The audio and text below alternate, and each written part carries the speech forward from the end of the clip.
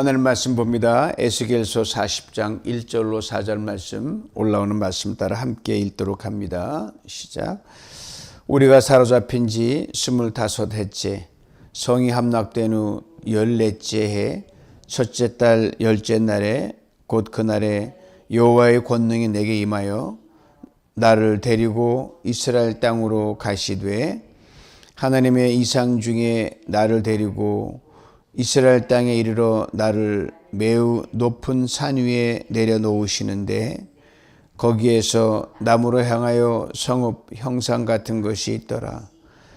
나를 데리시고 거기에 이르시니 모양이 녹같이 빛난 사람 하나가 손에 삼줄과 측량하는 장대를 가지고 문에 서 있더니 그 사람이 내게 이르되 인자야, 내가 내게 보이는 그것을 눈으로 보고 귀로 들으며 내 마음으로 생각할지어다. 내가 이것을 내게 보이려고 이리로 데리고 왔나니 너는 본 것을 다 이스라엘 족속에게 전할지어다 하더라. 아멘. 우리 지난 살펴봤던 37장 에스겔에는 마른 뼈가 가득한 골짜기로 하나님 데려가셨죠. 그리고 그것이 뼈들이 살아나며 회복할 것을 미리 말씀하셨습니다. 그리고 이어지는 38장 39장에서는 이제 고향으로 돌아왔을 때 거치는 모든 것들 하나님 정리하시는 그걸 보여주셨고, 오늘 40장에서는 하나님이 이제 회복될 이스라엘에 무너진 성전을 세우시는 비전을 보여주시는데, 오늘이 그 시작점, 첫 단락입니다. 특별한 시간에서 오늘 본문은 시작이 됩니다. 1절 보니까 에스겔 자신이 환상을 받을 때를 아주 정확하게 기록합니다. 우리가 사로잡힌 지 25째 해요. 성이 함락된 후 14째 해더라. 에스겔이 바벨론의 포로로 끌려온 지 25년이 지났다는 겁니다. 그리고 예루살렘 성이 함락되고 성전이 무너진 지 14년이 지났습니다. 포로로 잡혀온 지 25년이에요. 에스겔이 포로로 잡혀왔을 때 성전은 여전히 그냥 있었거든. 시간차가 있습니다. 한 10여 년이라는 것. 그래서 포로로 잡혀왔지만 성전이 든든히 서 있기 때문에 다시 돌아갈 그곳에서 예배를 드리리라 이 소망이 늘 솟구쳐 올라왔거든요. 근데 살다 보니 이미 성전도 무너지고 예루살렘 성이 다 폐허가 됐다는 소식을 듣게 됩니다. 이제는 가봤자 아무 소용이 없다. 그런데 1절 뒷부분 보니까 여호와의 권능이 내게 임하여 나를 데리고 이스라엘 땅으로 가시되, 그리고 2절에 다시 한번 반복을 합니다. 하나님의 이상 중에 나를 데리고 이스라엘 땅에 이르러, 나를 데리고 이스라엘 땅으로 가신다 그랬거든요. 에스겔이 지금 포로로 잡혀서 바벨론에 있습니다. 하나님의 백성이 자신의 고향 땅이 아닌 남의 이방 땅에 와 있단 말이죠. 생각해보면 이스라엘 백성이 상상하기 어려운 일입니다. 하나님 아브라함을 부리고 가나안 땅을 약속하셔서 그 땅에 이제 보내신다 그랬거든요. 종살이 하던 데서 다시 끄집어내어 적과 꿀이 흐르는 가나안 땅으로 간다 이 말입니다. 들어가게 하셨어요. 근데 거기에 살아야 되는데 지금 포로가 되어 바벨론에 가 있단 말입니다. 왜 그럴까요? 바벨론이 강해서 강제로 포로로 잡혀갔기 때문이 아닙니다. 이스라엘 하나님을 먼저 떠났기 때문에 그 결과물로 지금 옮겨져서 바벨론의 포로로 잡혀가 있습니다. 그들은 이 적과 꿀인 가나안 땅에 늘 풍요를 즐기며 있었었죠. 예루살렘도 있었고 성전도 있었고 제사도 드렸고 절기도 지켰습니다. 그런데 마음에서 점점 하나님을 밀어내기 시작합니다. 그리고 이제는 몸까지 자기 고향을 떠나 남의 민족에 와 있단 말입니다. 여기에 매우 중요한 배워야 할 우리가 영적 깨달음이 있습니다. 몸이 어디에 있느냐보다 마음이 어디에 있느냐가 매우 중요합니다. 이스라엘 땅에 산다고 다 이들이 택한 선민이 아니었거든요. 예루살렘에 산다고 하나님의 가까이 간 게 아니었거든요. 성전 가까이 산다고 하나님 예배 충실히 드린다 그런 게 아니었더란 말입니다. 마음에서 하나 밀어내면 고향에 있을 때 고향은 고향이 아니고 성전에 있을 때는 성전이 아니고 예배가 아니란 말이죠. 오늘도 마찬가지입니다. 교회 안에 있다고 언제나 하나님 가까이 있는 게 아닙니다. 생각으로는 떤 세상에 가 있으면 그 몸과 마음이 따로 노는 거죠. 찬송 부르고 기도하고 성경 읽으면서도 이 산만해지면 하나님 온전히 우리 마음에 거하지 않는다는 말입니다. 우리 생각과 우리 모든 관심과 필요가 하나님보다 앞서가 있으니 하나님 우리 자리에 온전히 임재할 상황이 아니죠. 욕심이 커지고 내일이 더 커지고 세상의 모든 일들이 하나님보다 커지니까 하나님은 점점 코너에 몰려진 겁니다. 여전히 같은 자리에 있는 것처럼 보이지만 사실은 마음으로는 떠나 있는 거죠. 신앙생활의 중요한 질문이 바로 이겁니다. 나는 지금 어디에 있는가? 주소를 묻는 게 아니에요. 나는 지금 하나님 앞에서 어디에 서 살아가고 있는가? 하나님 보시는데 있어야 할 자리에 안 가고 엉뚱한 데 가 있으면 하나님 기뻐하시는 게 아니거든요. 그리스도인으로서 있어야 할 자리에 있어야 그리스도인이 되는 겁니다.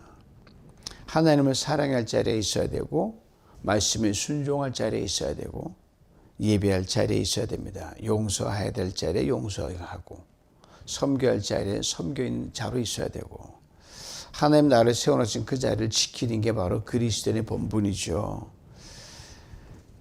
이스라엘 백성이 훌쩍 떠났단 말입니다. 근데 감사한 건 떠난 이스라엘 백성 영원히 버리신 게 아니라 오늘 말씀에서 에스겔을 데리고 이스라엘 땅으로 가시는 상징적인 걸 보여줍니다. 에스겔이 찾아간 것도 아니에요. 하나님 직접 오셔서 데리고 가신 거죠. 그 당시 이 말씀 때만 해도 실제 귀환은 이루어지지 않은 때입니다. 여전히 포로 생활하고 있을 때예요. 이스라엘 백성이 짐을 꾸려가지고 이제 가나보다 그게 아니에요. 그냥 환상 중에 보는 거예요. 어디로 데려갑니까? 이스라엘 땅으로 에스겔을 데려가는 겁니다. 2절은 나를 데리고 이스라엘 땅에 이르러 하나님의 회복의 손길을 보여주십니다. 하나님은 자기 백성을 자기 자리로 데려가시는 좋으신 하나님이십니다. 너희 왜 여기 있느냐? 끄집어내서 우리가 돌아가지 않으면 강제로 해서 글로 가게 하십니다. 기도를 잃어버리면 기도 자리로 옮기십니다. 찬양을 잃어 찬양의 자리로 옮기십니다. 예배를 잃어버리면 예배 자리로 옮기십니다. 첫사랑을 잃으면 첫사랑의 자리로 돌려놓으십니다. 야단을 치든 징계라든 무조건 돌려놓으셔요. 한 번 하나님 백성은 영원한 하나님 백성이니까요. 그래서 회복이란 뭐냐? 형편이 좋아지는 게 회복이 아닙니다. 잃었던 것을 얻는 것만도 회복이 아닙니다. 회복은 하나님이 내가 있어야 할 그 자리로 데려가시는 게 회복입니다. 가셔서 놀라운 걸 보여주십니다. 현시 예루살렘 성전은 무너졌거든요. 돌도 무너지고 불타고 다 폐허더미가 된 거예요. 그런데 그 폐허 한가운데 있는 에스겔에게 폐허만 보여주시는 게 아니에요. 앞으로 이루실 회복을 큰 그림으로 보여주십니다. 실제 귀환하려면 앞으로 30여 년이라는 긴 시간이 더 흘러가야 돼요. 근데 하나님이 그 사이에 회복되는 청사진을 보여주십니다. 이게 하나님이 일하시는 방법이에요. 일이 이루어지기 전에 먼저 말씀해 주십니다. 먼저 보여주시고 먼저 생각하게 하십니다. 분명히 폐허더미 거기에 성전이 쫙 서 있는 걸 보여주시는 거예요. 4절에서 하나님 이렇게 말씀하신 거거든요. 인자야 내가 내게 보이는 그것을 눈으로 보고 귀로 들으며 마음으로 생각하라. 이미 현실에서 완전히 무너져서 잿더미 됐다는 게 현실인데 이미 세워진 새로운 성전을 보여주시는 거예요. 계속 오늘 보면 이후에 예루살렘 그 터에 성전 세워지는 것을 동쪽으로 가보내고 서쪽으로 사방으로 다니면서 하나님이 정확하게 앞으로 지어져야 할 성전의 치수까지 정확하게 하면서 에스겔을 가이드해 주십니다. 뭘 보라는 겁니까? 뭘 생각하라는 거예요? 지금 보이는 거 보지 말고 내가 보여주는 회복될 예루살렘 성과 예루살렘 보라는 거죠. 그걸 들으라는 거죠. 바벨론에 있으면 현실에 참 암울한 소식만 들리거든요. 이걸 보고 마음을 다시금 다잡고 생각을 정리하고 소망으로 꼽히라는 거죠. 현실에 어떠한 절망적인 것도 귀담아 듣지 말고 이걸 보고 절망을 정리하고 어떤 부정을 정리하라는 거죠. 깊이 새기라는 거예요. 현실은 분명히 끝이에요. 근데 하나님이 이걸 보여주시니까 이 말씀 하나님이 보여주시는 건 내가 다시 시작한다는 거죠. 현실은 폐허됨인데 하나님은 성전을 보여주십니다. 현실은 바벨론인데 하나님 이스라엘 땅에 간 에스겔을 보게 하시고요. 현실은 포로인데 실제는 자유인입니다. 돌아올 백성을 보여주시는 겁니다. 그리고 믿음은 현실을 피하는 게 아니라 그 현실 속에서 여전히 일하신 하나님의 놀라운 그 능력과 일하심을 보라는 거죠. 크신 하나님. 우리도 이런 상황일 때가 많잖아요.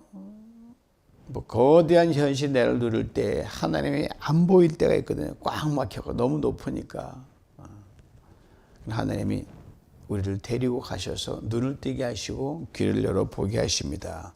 기도의 자리로, 말씀의 자리로, 예배의 첫사랑의 자리로. 무엇보다 하나님 앞으로 우리를 이끌어 가시죠. 우리가 심지어 길을 잃고 갈 바를 알지 못할 때 친히 오셔서 권능으로 임하여 주셔서 우리가 있어야 할 곳으로 데려가시면 이것이 바로 나를 데리고 이스라엘 땅으로 가셨다는 말이거든요. 이 말씀을 꼭 붙들기 원합니다. 하나님은 언제나 우리의 현실이 막막하더라도 있어야 할 그 자리에 보내주시기 위해서 강권적으로 오늘도 역사하신다는 사실. 회복은 다시 제자리로 돌아가는 겁니다. 하나님의 우리가 가장 복된 자리, 하나님 있어야 될 자리에 서는 것이죠. 이제 하나님께 에스겔을 높은 곳으로 끌어올리십니다. 2절을 보니까 하나님의 이상중에 나를 데리고 이스라엘 땅 이르러 나를 매우 높은 산 위에 내려놓으시는데 거기서 나무로 향하여 성읍 형상 같은 것이 보이더라. 매우 높은 산이라 그랬어요. 이스라엘 성전이 산 위에 올렸는데 물론 주변보다 더 가장 높은 것이 하여튼 높은 곳이에요. 그러나 이거 상징적으로 보면 이사야 미가는 이렇게 말하죠. 여호와의 전의 산이 모든 산 꼭대기에 굳게 설 것. 상징적으로는 최고의 높은 산이 하나님의 성전산입니다. 하나님이 단순히 쭉 올라가서 구경 한번 잘하라 이게 아니거든요. 보는 위치를 바꿔 주시기 위해서 하나님이 에스겔을 높은 자리에서 다시 올려 세우시는 겁니다. 에스겔 지금까지 땅만 보고 살아왔거든요.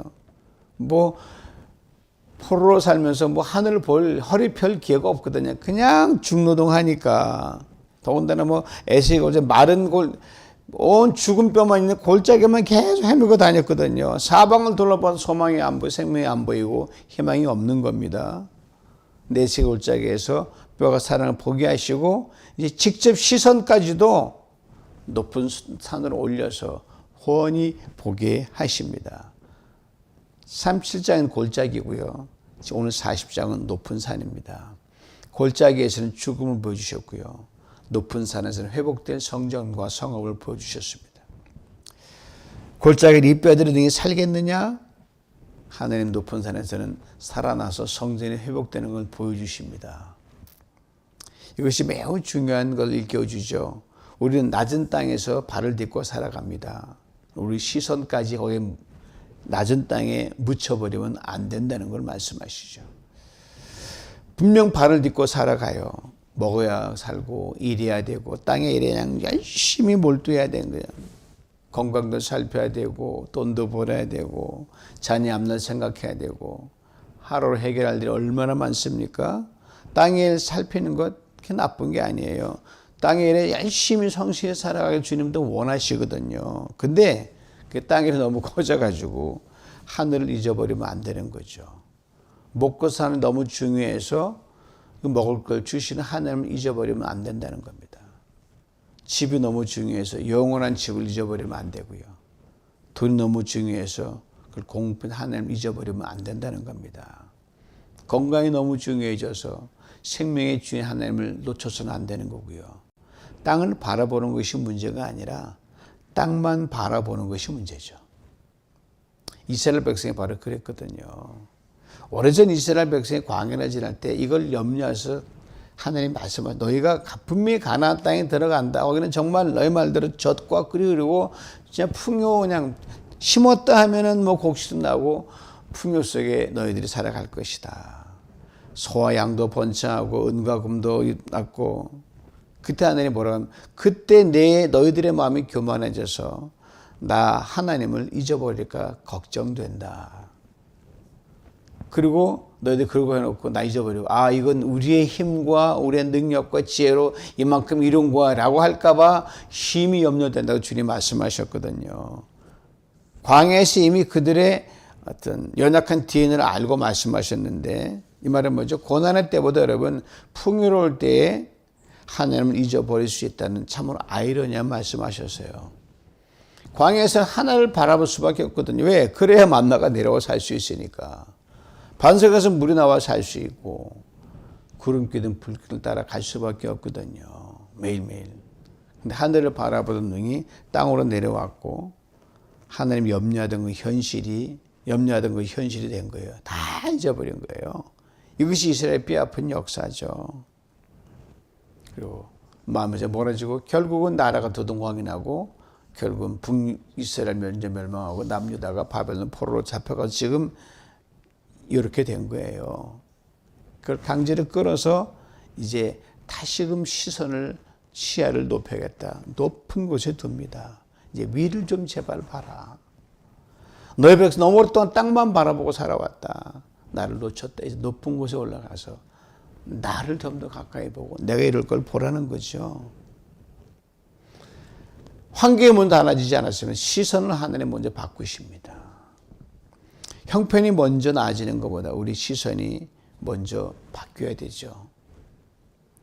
여전히 이스라엘 백성 바벨론에 있고 포로로 돌아올 기미도 안 보입니다. 예루살렘 폐허에 있고 하나님께서 먼 미래를 에스겔을 통해서 보게 하셔서 높은 곳 세우십니다. 보고 내가 앞으로 뭘 할 것인지 보라는 거죠. 우리 신앙도 마찬가지 아닙니까? 매일 땅에 살아갑니다. 우리 시선은 늘 하늘을 향해 있어야 됩니다. 바울도 골로새서에서 위의 것을 찾으라 그렇게 말씀했거든요. 위의 것을 생각하고 땅의 것을 생각하지 말라 그랬습니다. 땅에 성실히 사는 건 중요하지만 하나님을 놓쳐서는 안 됩니다. 바른 땅에 두되 시선은 늘 하늘을 향해 열려 있어야 됩니다. 현실을 정확하게 바라보되 높으신 하나님을 또한 동시에 바라볼 수 있어야 됩니다.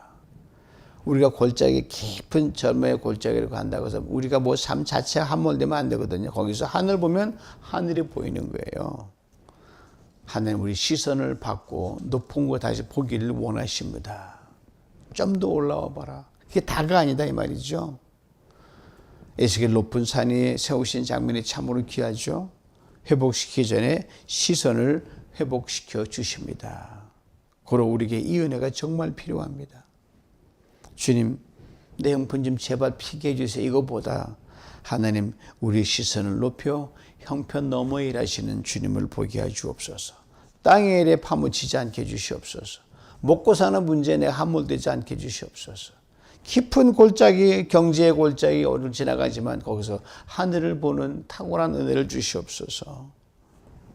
거기서 바로 진정 회복이 이루어지고 하나님의 역사하심을 보게 되는 겁니다. 사랑하는 성도 여러분, 하나님께서 에스겔을 이스라엘자로 데리고 가셨습니다. 그리고 높은 산 위에 세우셨습니다. 3절을 보니까 그냥 보여주신 게 아니라 그 한 사람이 서 있어요. 손에 삼줄과 측량하는 장대가 들려 있어요. 놀랍죠? 이미 성전은 무너졌는데 성전 짓는 걸 구체적으로 작업하는 걸 보여주시는 거예요. 내가 빈말이 아니다. 지금 짓고 있다. 측량하는 사람을 세워서 정확하게 측정 따라 성전을 지어 가십니다. 하나님 손에 이미 일의 역사가 시작됐다는 거죠. 사람들은 무너진 거 보고 하나님 손에는 세우실 것이 보여집니다. 끝났다는데 새로운 시작을 준비하고 계시고요. 그리고 4절에 하나님이 다시 한 번 말씀하십니다. 내가 내게 보이는 그것을 보고 귀로 듣고 마음을 생각해서 가서 전하라는 거예요.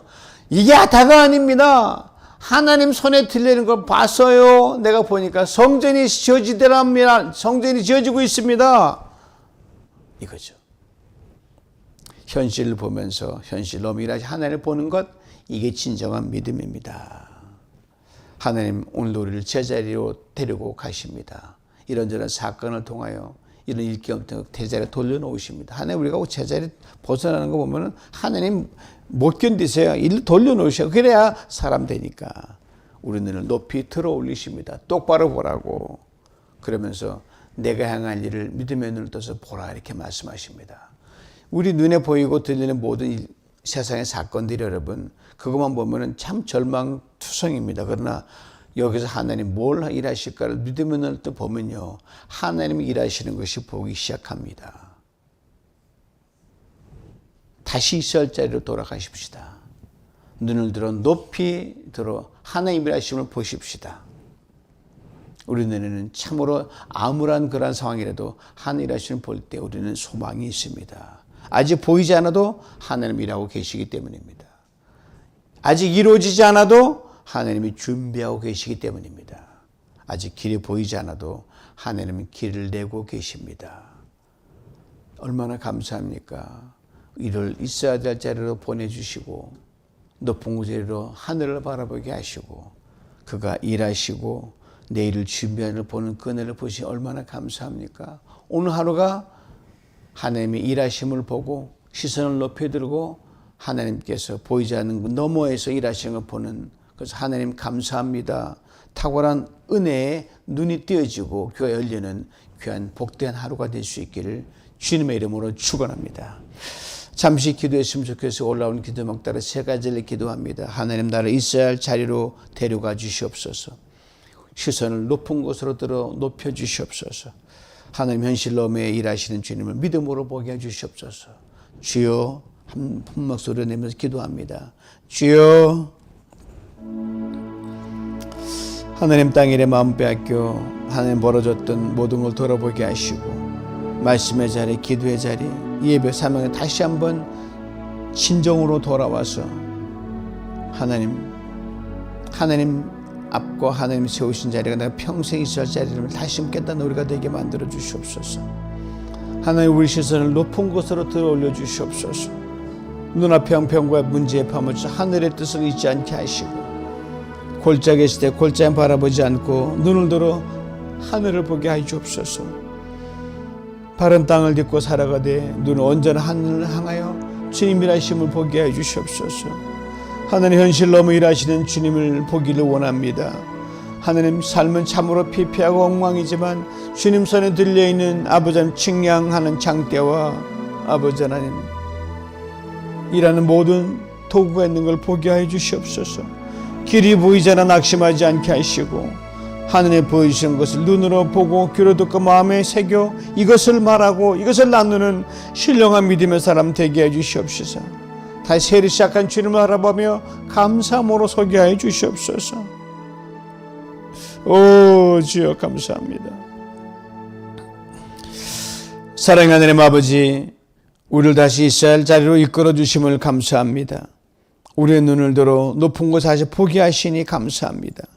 눈앞 현실에 매이지 않고 주께서 보여주시는 것을 보고 들으신 말씀을 마음에 새기며 그것을 나누고 그것을 아버지 안에 함께 간증하는 신령한 믿음의 사람 공동체 되게 축복하여 주시옵소서.